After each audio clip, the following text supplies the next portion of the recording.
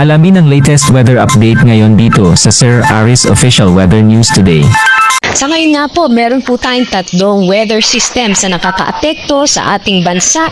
Ngayong araw po yan hanggang bukas, posible po yung mga pagulan dahil po una dito sa Intertropical Convergence Zone o yung pagsasalubong ng mga hangin galing sa northern at sa southern hemisphere.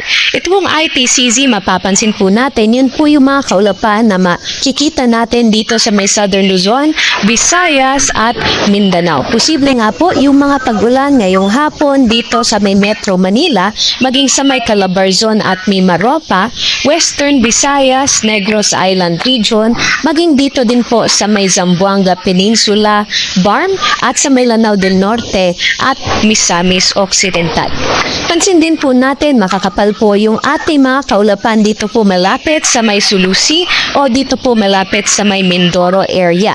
Yan po ay binabantayan natin at minomonitor dahil posible nga po magkaroon tayo ng isang low pressure area dito na babagtasin ang may Palawan bukas po.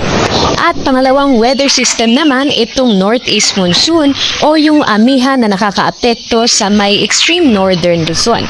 Maaari naman po ito magdala ng mga light rains sa may Batanes. At pangatlong weather system naman, itong shear line o yung tagpuan ng amihan at ng easterlies. Mapapansin po natin itong shear line bilang isang linya ng mga kaulapan at ngayon posible nga po magdala ng mga pagulan at mga pagkulog pagkidlat dito naman sa may Cagayan, Aurora, maging sa may Isabela.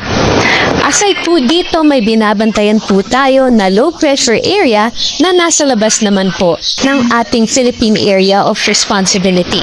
Sa ngayon, ito po'y nasa layong 1,805 kilometers sa silangan ng southeastern Mindanao. May low chance na po ito na mag-develop bilang isang bagyo sa susunod na 24 oras. Ngunit dahil malayo pa nga po ito sa ating kalupaan at nasa may karagatan pa rin itong LPA, ay mataas pa rin yung chance na mag-develop po ito dahil nakikita po natin na ito po'y lalapit po sa ating mga kalupaan sa susunod pa na linggo.